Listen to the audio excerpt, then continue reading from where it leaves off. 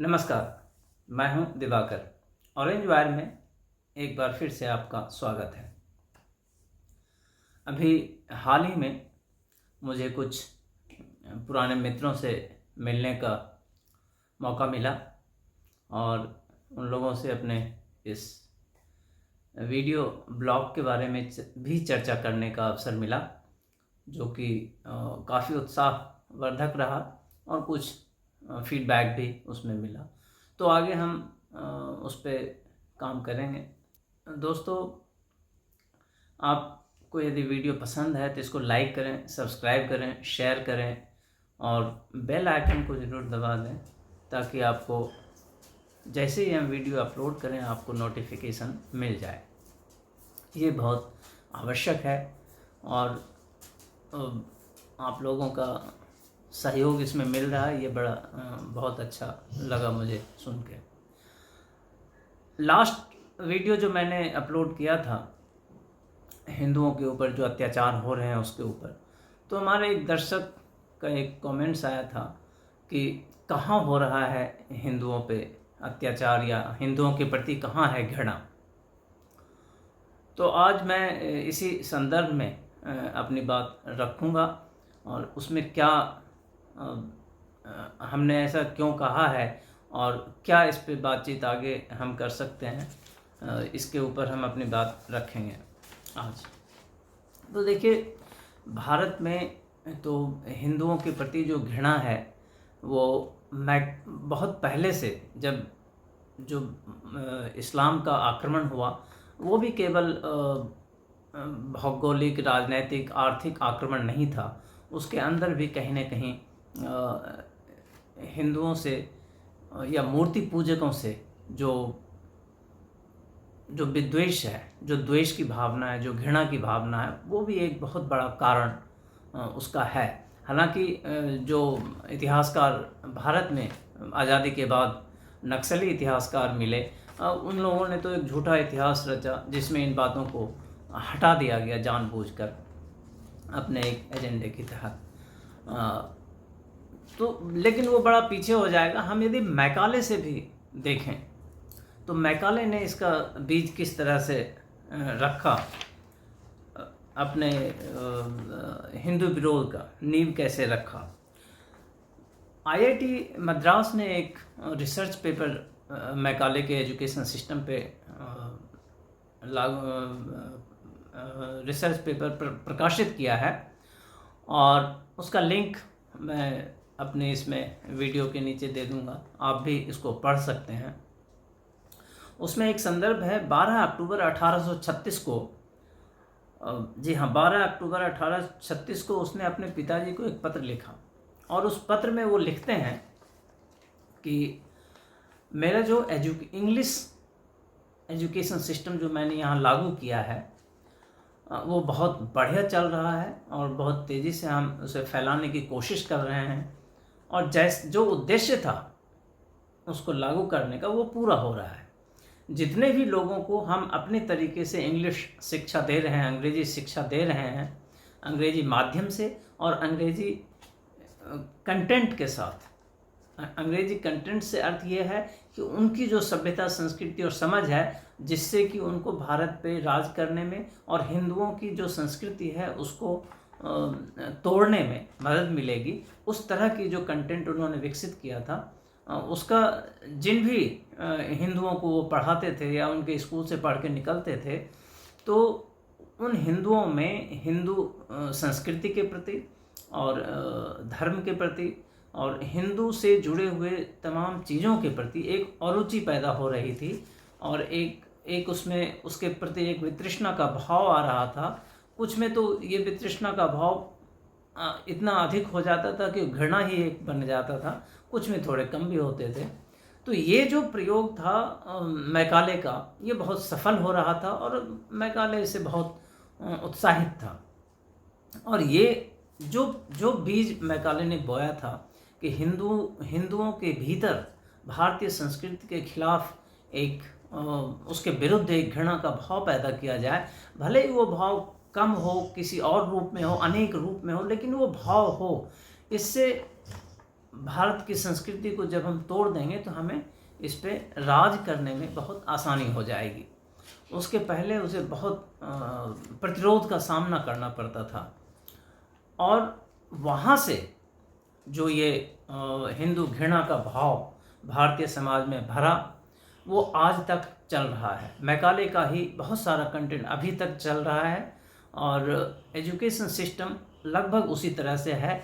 Macaulay के education system ने भारत की अपनी जो सामाजिक शैक्षणिक व्यवस्था थी, गुरुकुल की व्यवस्था, उसको पूरी तरह से ध्वस्त कर दिया, पूरी तरह से ध्वस्त कर दिया। बाद में आज़ादी के बाद कानून बनाकर जवाहरलाल नेहरू और कांग्रेस की सरकार ने, या जो भी हिंदू राजनेता उसमें उपलब्ध थे संसद में और संविधान बनाने वालों में, उन सब ने मिलकर भारतीय गुरुकुल परंपरा को पूरी तरह से मुख्य धारा से बाहर कर दिया और उसे गैरकानूनी स्थिति में लाके रख दिया, जो कि स्वयं ही फिर मृत प्राय हो गया।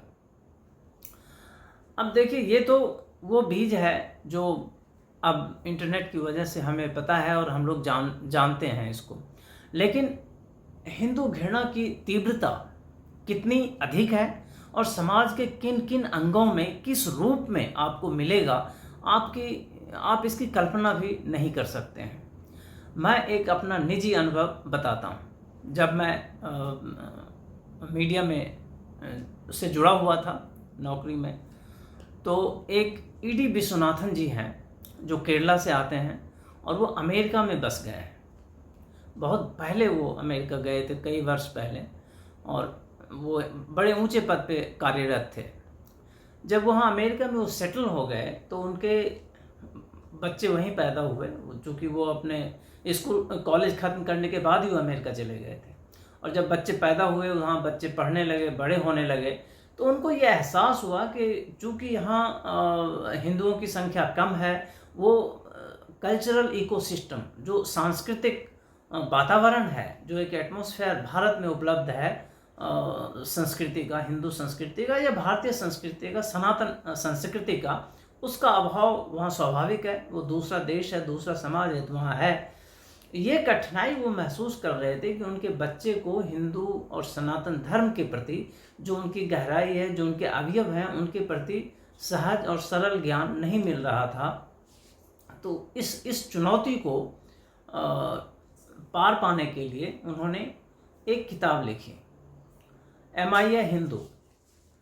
उसका उद्देश्य केवल ये था कि जो नए बच्चे अमेरिका में जन्म ले रहे हैं, उनको इस किताब के माध्यम से ये पता चल सके कि कोई हिंदू होने का एक स्ट्रक्चर क्या हो सकता है, किन किन बातों को मानने से या जीवन में अपनाने से वो हिंदू हो सकते हैं या होते हैं साधारण तौर पे, या नहीं होते हैं। इसीलिए उन्होंने किताब का नाम भी रखा है am I a Hindu. If I am doing, यदि मैं ये 10 काम कर रहा हूँ तो मैं हिंदू हूँ, और नहीं कर रहा हूँ तो शायद नहीं हूँ। सरल शब्दों में कहें तो नए बच्चों को जो अमेरिका में पैदा हो रहे थे, हिंदू माता पिता के बच्चे, उनको हिंदू के मौलिक तत्वों से, अवयव से परिचित कराने के लिए इन्होंने ये किताब लिखी। अब ये इतना विस्तार से मैंने इसलिए बताया कि जब तक ये संदर्भ मैं नहीं दूंगा, आप इसको कनेक्ट नहीं कर पाएंगे, इसके रिजल्ट को, और ये कैसे मैं जो बात रखना चाह रहा हूँ उसको ये सपोर्ट करता है। तो इनका एक दिन मेरे पास मेल आया, मेरे बॉस के पास, कि मैं इस किताब को, चूँकि वो केरल के थे तो वनिता मलयालम को अच्छी तरह से जानते थे और उनको लगता था कि इनकी रीच बहुत अच्छा है, तो वो चाहते थे कि मेरी मैगजीन में उनकी किताब के बारे में एक विज्ञापन छपे। तो उन्होंने इसके लिए अप्रोच किया था। उनका प्रकाशक रूपा प्रकाशक है दरियागंज में, तो उनके थ्रू ये आया और उसके साथ एक डील हुई कि भाई हम 1 पेज एडवर्टीजमेंट देंगे और साथ में पुस्तक की एक समीक्षा के रूप में एडिटोरियल छपेगा, मतलब न्यूज की तरह एक पेज बनाया जाएगा और वो भी छपेगा एडिटोरियल की तरह और ये रिव्यू की तरह, जो कि बिल्कुल विज्ञापन ना लगे। तो बात तय हो गई, एडवर्टीजमेंट और सब कुछ हमने अपने हेड ऑफिस को भेज दिया कि भाई ये छपना है। लेकिन हेड ऑफिस से हमें ये लिखित मेल आया कि ये बहुत हेटफुल किताब है, पुस्तक है, इसलिए इसके बारे में हम एडिटोरियल में नहीं लिख सकते हैं। भले ये पेड ऐड चला सकता है, अपना फ़ोटो वोटो, पुस्तक की फ़ोटो डाल के, जो तरीका है विज्ञापन बनाने का वो बना के फुल पेज विज्ञापन वो छाप सकते हैं, उसका जो कीमत है वो देंगे। लेकिन एडिटोरियल के रूप में, रिव्यूज़ के रूप में, एडवर्टोरियल के रूप में, खबर के रूप में, कहानी के रूप में हम इस किताब के बारे में कुछ नहीं लिखेंगे, क्योंकि ये किताब हेटफुल किताब है, घृणास्पद किताब है। इस किताब के बारे में लिखने से हमारे मैगजीन के पाठकों के बीच में हो सकता है घृणा का संचार हो, नफरत का संचार। मैं इतना विस्तार से इस घटना को इसलिए बताया कि अब आप समझ सकते हैं कि इतने विशाल मीडिया हाउस में काम करने वाले लोगों के बीच, जो कि उसी समाज से, हमारे समाज से ही हैं, वो कहीं बाहर से तो नहीं है, जाने अनजाने या जो भी कारण हो, लेकिन इतनी सरल चीज़ों के बारे में भी वो कितनी तीव्रता से समझते हैं कि चूंकि ये हिंदू से रिलेटेड चीज़ें हैं तो ये घृणा ही फैलाएगा और नफरत ही फैलाएगा, इसमें और कुछ हो नहीं सकता है। उन्होंने पुस्तक को पढ़ी भी नहीं होगी, केवल पुस्तक का नाम देख लिया, MI हिंदू, इतना ही घृणा फैलाने के लिए काफ़ी है। अब आप इससे अंदाज़ा लगा सकते हैं मैं क्यों कहता हूँ कि भारत में हिंदुओं के प्रति असीमित घृणा है। अब आप आते हैं दूसरी घटना पे। आपको भी ध्यान होगा, रश्मि सामंत एक अपने यहाँ की छात्रा थी जो हार्वर्ड यूनिवर्सिटी में, ऑक्सफोर्ड यूनिवर्सिटी में भारत से प्रथम महिला बनी, वो वहाँ के यूनियन के अध्यक्ष के रूप में निर्वाचित हुई। लेकिन चूंकि ये हिंदू थी और अपने हिंदुत्व की पहचान को, परिचय को पूरी ताकत से रखती थी, उसमें कोई करेक्टनेस की गुंजाइश नहीं थी, बिना लाग लपेट के और बहुत साफ और स्पष्ट तरीके से अपनी संस्कृति और सभ्यता की बात करती थी, सोशल मीडिया पे हो या कहीं और।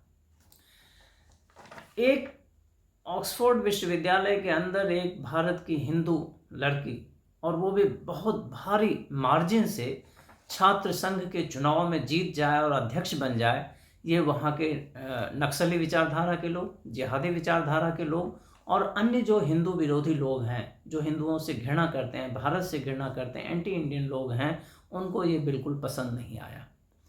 और रात में रिजल्ट आया, रात से ही उन्होंने इसके खिलाफ एक कैंपेन शुरू किया और एक सोशल मीडिया पे कहीं से एक फ़ोटो ढूंढ निकाला, जय श्री राम लिखा हुआ रश्मि सामंत के साथ, उसको आधार बनाया। उसके बाद फिर उसके पुराने सारे सोशल मीडिया पे पोस्ट और अन्य चीज़ों को खंगाला गया, उसके पिताजी की तस्वीरें निकाली गई, उसके सगे संबंधियों की तस्वीरें निकाली गई और उन सब ने मिलकर 2-4 दिन तक एक लंबा चौड़ा कैंपेन चलाया, जो टीवी में भी कवर हुआ, शायद आप लोगों को ध्यान हो। और उसके पर्सनल निजी जीवन के सांस्कृतिक पहलू को एक इस तरह से पोर्ट्रे किया गया कि ये एक जो फांसीवादी लड़की है, हिटलर से उसकी तुलना की गई।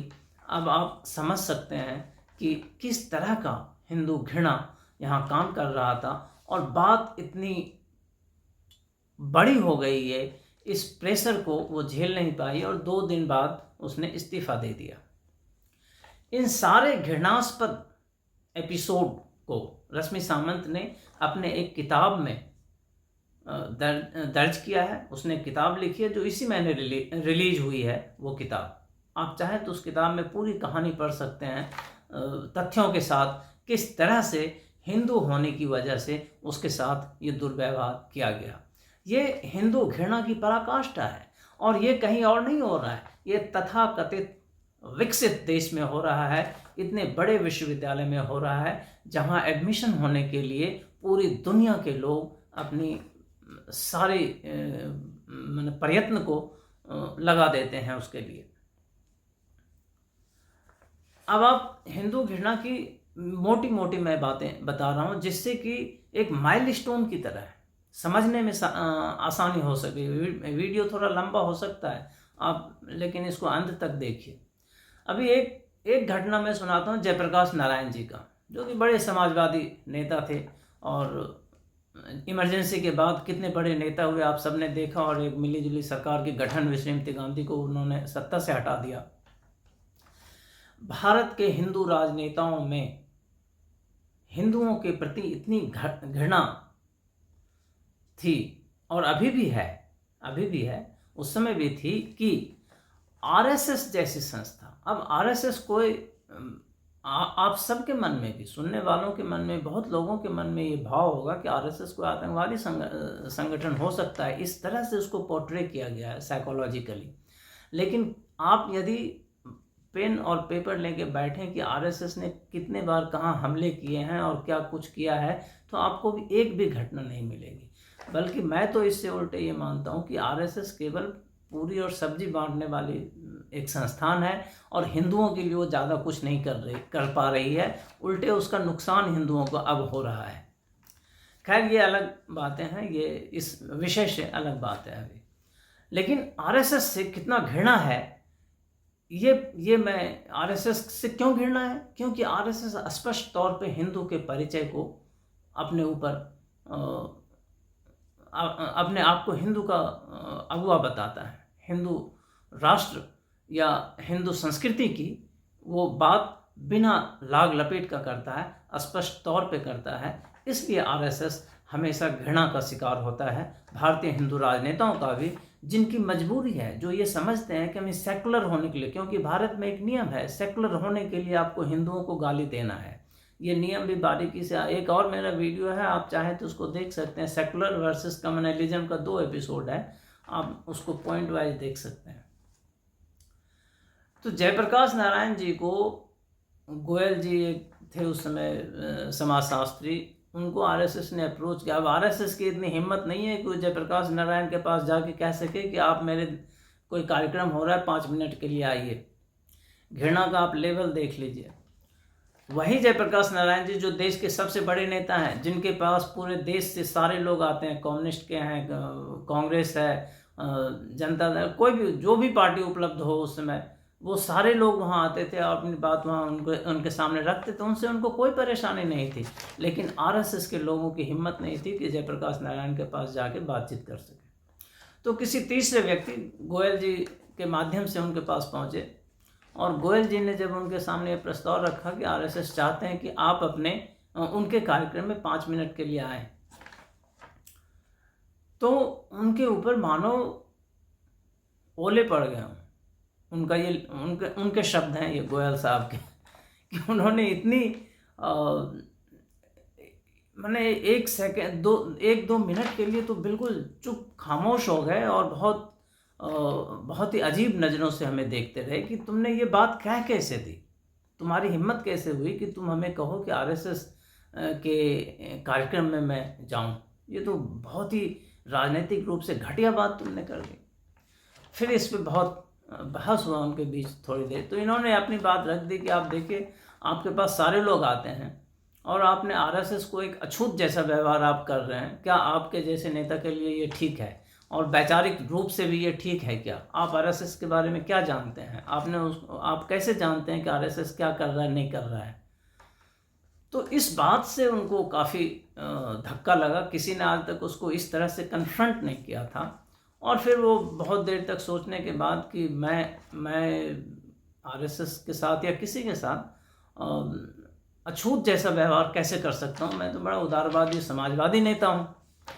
तो इस बिंदु को लेके वो बोला ठीक है, हम जाएंगे तैयार। और वो थोड़ी देर के लिए उनके कार्यक्रम में गए और उनसे उन्होंने वहाँ देखा उन्होंने कि इनके तो जो कार्यकर्ता हैं बड़े पढ़े लिखे हैं, ग्रेजुएट हैं, ये और जो भी है उनका अनुभव रहा, वो आ गए वापस। तो अनुभव उनको विपरीत मिला।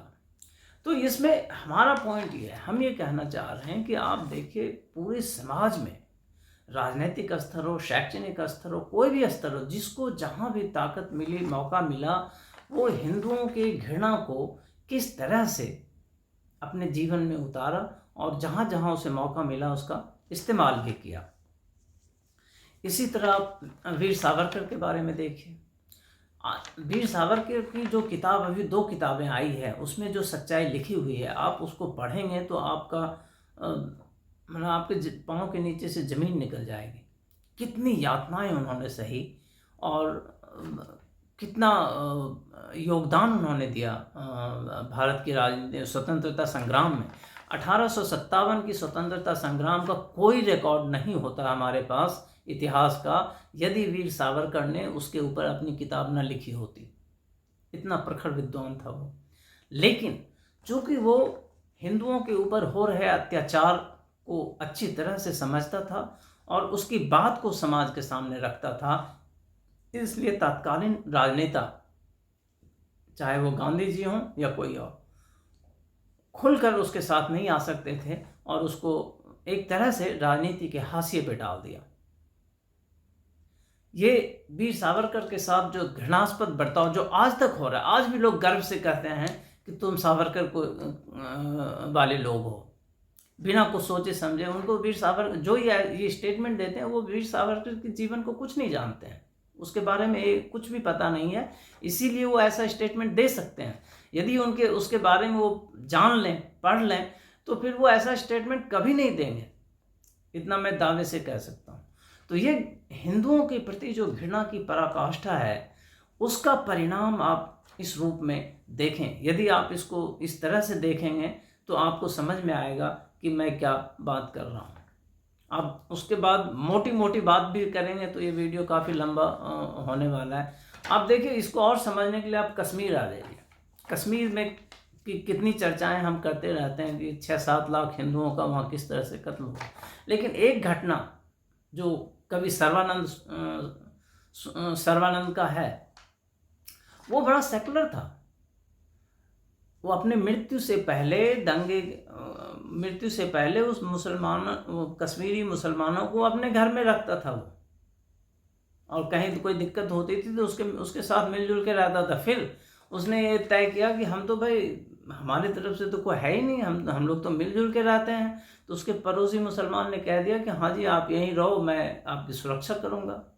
लेकिन जब दूसरे जगह से मुसलमानों की भीड़ आई, तब इनको भागना पड़ा। जब भागने लगे तो फिर आपने देखा कि उसकी हत्या की गई, और उन्हीं के घर के आगे थोड़ी दूर चल के पेड़ से उनको टांग दिया गया, उनके पुत्र की भी हत्या कर दी गई। तो ये हत्याएं केवल अपराधवश नहीं होता है, इन हत्याओं के पीछे एक ठोस हिंदू घृणा का भाव था, तभी इस तरह से हत्या की गई। वरना वो कभी, जो हमेशा सेकुलर बना रहा, आज भी उसकी हजारों कहानियां घूम रही है कि किस तरह का वो सबको साथ लेकर चलने वाला व्यक्ति था, उसको मारने का क्या वजह था। लेकिन वजह था, वो केवल कवि नहीं था, वो केवल सर्वानंद नहीं था, वो एक काफिर भी था, और इसलिए उसका मृत्यु होना ही चाहिए था।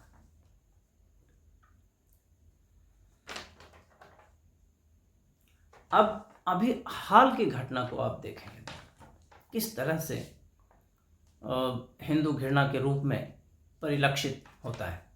जो नक्सल पत्रकार होते हैं, आप उनके रवैये को यदि ठीक पैमाने से देखें, निष्पक्ष भाव से देखना पड़ेगा आपको, तब आप समझेंगे कि मैं हिंदू घृणा की इस पराकाष्ठा की बात को क्यों कहता हूँ। आप अभी नूह दंगल ताज़ा उदाहरण है, बड़ा घटना है, इससे समझने में आसानी होगी। मोनू मानेसर एक वीडियो डालता है, इसके 2 पहलू हैं। मोनू मानेसर एक वीडियो डालता है जिसमें वो कहता है कि जलाभिषेक की यात्रा होने वाली है, आप लोग सब आइए। आप उसके वीडियो को 1000 बार देख लीजिए, बस यही बात कहता है वो। इसके अलावा वो गौ रक्षक है। हरियाणा में गाय को बचाने के लिए कानून है, आप गौकसी नहीं कर सकते हैं, इसके लिए कानून बना हुआ है। अब जिन लोगों को गाय से प्रेम है, वो तस्करों को ढूंढकर पुलिस को शिकायत करता है कि भाई ये देखो, गाय को ले जा रहा है गलत तरीके से, गैर कानूनी रूप से, आप इसके ऊपर कार्रवाई करो। एक काम ये उसका अपना निजी कार्य है जो करता है। दूसरा जो आरोप उस पर लगाया जा रहा है कि उसने किसी की हत्या कर दी। तो हत्या कर दी तो क्या समाज सुप्रीम कोर्ट है? क्या रवीश कुमार, पुण्य प्रसून वाजपेयी, क्या जुबैर, ये सब सुप्रीम कोर्ट है ये, या जजमेंट देने वाले लोग हैं? कौन होते हैं ये? यदि उसने हत्या की है तो पुलिस है, पुलिस पकड़ के ले जाएगी, उस पर कानूनी कार्रवाई होगी, एक प्रोसीजर है उसका, वो चलेगा, उसे सजा मिलेगी, वो जेल जाएगा।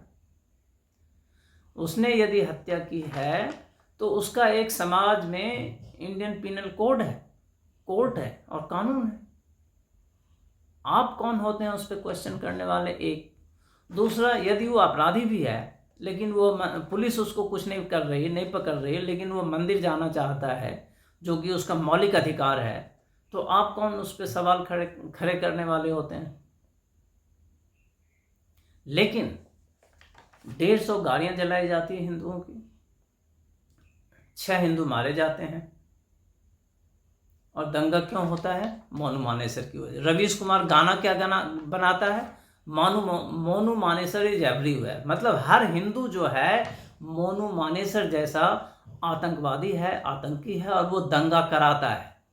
अब देखिए यहाँ कितना स्पष्ट विरोधाभास है, कितना घृणा भरा हुआ है नक्सल पत्रकारों के दिल में। गोलियां नूह के लोग चला रहे हैं, ऑटोमेटिक राइफल से, बहुत उन्नत राइफल से। 150 गाड़ियों को जला देना, आप समझते हैं कितनी तैयारी की गई होगी उसके लिए? सड़क पे 7-8 गैस सिलेंडर बाकायदा रखा हुआ है कि उसमें विस्फोट करके मारा जाएगा लोगों को। उससे पहले नूह का जो एमएलए है वो विधानसभा के अंदर बयान दे रहा है कि मोनू मानेसर आएगा तो हम उसको प्याज की तरह छील देंगे। मामन खान नाम है उसको। कौन होता है वो बोलने वाला? वो सुप्रीम कोर्ट है, वो पूरी समाज का ठेका लेके रखा है। कौन होता है वो बोलने वाला? ये तो हिंसात्मक बयान तो उसका है, हेट स्पीच तो उसका है, लेकिन क्या इन पत्रकारों ने कभी इस हेट स्पीच की चर्चा की? नहीं की, क्योंकि उसको घृणा हिंदुओं से है। हिंदू मर गया, लेकिन आप फोटो किसका देखेंगे? एक किसी दुकान के जले हुए कोई मुस्लिम दाढ़ी वाला व्यक्ति खड़ा होगा जो तकिया जल गया है जी, फोटो अब उसका चलेगा। अभिषेक चौहान मर गया, उसकी कोई खबर नहीं है। 150-200 गाड़ियां जल गई, उसकी कोई खबर नहीं है। ये इसका आधार है। मोनू मानेसर के ऊपर इस तरह के गाने बनाकर हिंदू समाज से घृणा का प्रगटीकरण करना, यही पराकाष्ठा है हिंदू घृणा का। इसी को मैं कह रहा हूं, ये हिंदू घृणा। आप यदि विवेकपूर्ण विवेचना करें रवीश कुमार जैसे नक्सल पत्रकारों का, तो आप क्या हासिल, आप स्वयं भी यह तय कर सकते हैं कि एक व्यक्ति जो यात्रा में आया नहीं, जो यात्रा में आने की केवल अपील कर रहा है, और जो सपोज वो अपराधी भी है तो है, इसके लिए क्या आप 150 गाली जला देंगे क्या? तो इसका मतलब तो ऐसे रोज भी लोग कुछ ना कुछ स्टेटमेंट देते रहते हैं, तो फिर तो पूरा विश्व जो है एक गृह युद्ध में हमेशा रहना चाहिए।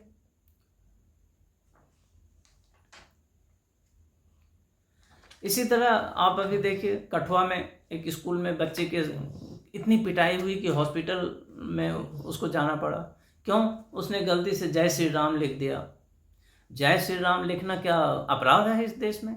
इस देश की संस्कृति का आधार है जय श्री राम। दिल्ली के एक स्कूल में ऐसी खबरों की लाइन है, यदि ये खबरें बोलते रहे तो घंटों निकल जाएंगे। दिल्ली के एक स्कूल में अभी एक बच्चे ने एक दोस्त को, अपने कलीग को, अपने सहपाठी को कह दिया जय श्री राम। उस पर उसको प्रिंसिपल ने बर्खास्त कर दिया। आज की घटना है बरेली के एक स्कूल में, राखी पहन के एक बच्चा स्कूल चला गया, उसकी राखी कटवा दी। कलावा कटाने का, तिलक हटाने का, ये घटनाएं तो रोज आती ही रहती है। कब रुका है? अभी बरेली में जो घटना हुई, 2 हिंदू और मुस्लिम, 2 छोटे बच्चे आपस में जो एक ही क्लास में पढ़ते थे, मुस्लिम बच्चों ने हिंदू धर्म के ऊपर कुछ कहा और हिंदू बच्चों ने प्रतिक्रिया स्वरूप कुछ कहा। जब हिंदू धर्म के ऊपर कहा जा रहा था तब तक कुछ नहीं हो रहा था, लेकिन इसने प्रतिक्रिया बस कुछ कह दी तो उसके पूरे घर को घेर लिया गया जलाने के लिए, पूरे पुलिस स्टेशन को घेर लिया गया। ये है हिंदू घृणा का पराकाष्ठा। अब आपने अभी देखा रामनवमी के सारे जो सैकड़ों जुलूस पे हमले हुए मस्जिदों से। नाग पंचमी में अभी दरभंगा, मुजफ्फरपुर, हर जगह हमले हुए। क्यों हो रहे हैं ये हमले? क्या ये हमले कहीं आसमान से आते हैं? नहीं, ये दिल में नफरत है, हिंदुओं के प्रति घृणा है, क्योंकि उसका मूल आधार है, इसलिए ये होते हैं। आपने देखा अभी मुंगेर की मैं बात कर रहा हूँ, हाँ इसमें मैं जोड़ना चाहता हूँ। मुंगेर में कुछ वर्षों से मैं देख रहा हूँ, अब या पहली बार ही हुआ शायद इस बार, कि दुर्गा प्रोसेसन पे भी हमले हुए। इससे पहले आज तक कभी हमने नहीं सुना था। दुर्गा प्रोसेसन पे जिहाद का हमला होना ये पहले नहीं था। बंगाल में तो होते रहते हैं, मूर्तियां तोड़ी जाती है, काटे जाते हैं, वो सब चलता रहता है। ये सब क्या, ये सब हिंदू घृणा के अंदर नहीं आ रहा है क्या? क्या पाकिस्तान में जो मंदिर तोड़े जा रहे हैं ये हिंदू घृणा के भीतर नहीं है क्या? बांग्लादेश में जो इस्कॉन टेम्पल पे रोज हमले होते हैं, या अन्य मंदिरों पे, या हिंदू लड़कियों को रोज उठाया जाता है, वो हिंदू घृणा की वजह से नहीं हो रहा है क्या? मुंगेर में जो अभी दुर्गा पूजा में लास्ट ईयर हुआ था, पिछले या उसके पिछले साल, वो हिंदू घृणा में नहीं है क्या? हिंदुओं का नेता ताजिया को घर में बुलाकर पूजा करते हैं, लेकिन जब हिंदुओं का धार्मिक प्रोसेसन होता है तो उस पर हमले होते हैं। तो पिछले 20-25 साल में जो ताजिया को पूज के या रोज़ा का इफ्तार खाने का जो अब ये नतीजा निकल रहा है, वो ये निकल रहा है कि अब बिहार में खुलेआम हर समय प्रोसेसन पे हमले हो रहे हैं। तो ये हिंदुओं पे इस तरह के घृणास्पद भाव की वजह से ये हमले होते हैं। मैं इन्हीं की बात कर रहा हूँ। आज की बात से बस समाप्त करूँगा, ये वीडियो बहुत लंबा हो गया। मुंबई में डॉटेड इंडिया पॉलिटिकल पार्टीज की मीटिंग चल रही है, जिसमें सारे लोग गए। भारतीय संस्कृति के अनुरूप सबका स्वागत तिलक लगाकर किया गया, आरती उतार कर किया गया। ममता बनर्जी की जब बारी आई, उन्होंने तिलक लगाने से स्पष्ट रूप से मना कर दिया। अब आप स्वयं तय करें, यह हिंदुओं के प्रति आस्था है या घृणा है। और जब एक किसी समाज का एक नेता इस तरह का व्यवहार करता है, तो उसके इस व्यवहार का अनुसरण बहुत निचले स्तर तक भी होता है। इसलिए यह कहना कि भारत में हिंदुओं के प्रति घृणा नहीं है या कहाँ है, ये केवल पता नहीं आप किस चश्मे से देखते हैं, आपका वो मुझे नहीं मालूम, लेकिन मुझे तो चारों तरफ ये दिखाई दे रहा है। इसीलिए मैंने इतने लंबे वीडियो में आपको काउंट करके बता दिया कि ये क्या हो रहा है। और यदि कोई कहता है कि ये सब अपराध की श्रेणी की चीज़ें हैं, तो मैं उससे सहमत नहीं हूँ। ये अपराध की चीज़ें नहीं है। ममता बनर्जी का तिलक नहीं लगाना न तो कोई अपराध है न और कुछ है, वो साफ साफ हिंदू घृणा है और मुसलमानों को खुश करने का एक एक्ट है। ताजिया का पूजा घर में घुसाकर करना ये कोई हिंदुओं की आस्था को मजबूत करने की बात नहीं है। हिंदुओं के प्रति घृणा के भाव का प्रदर्शन है, क्योंकि वो इस्लाम के प्रति अपने आस्था को और मजबूत दिखाना चाहते हैं। इसलिए ताजिया को पूजा करना वो चाहते हैं घर के भीतर बुलाकर। तो इस अंक में इतना ही दोस्तों, धन्यवाद। ये वीडियो कुछ लंबा है, प्लीज़ इसको आगे थोड़ा तेज करके आप देख सकते हैं। नमस्कार।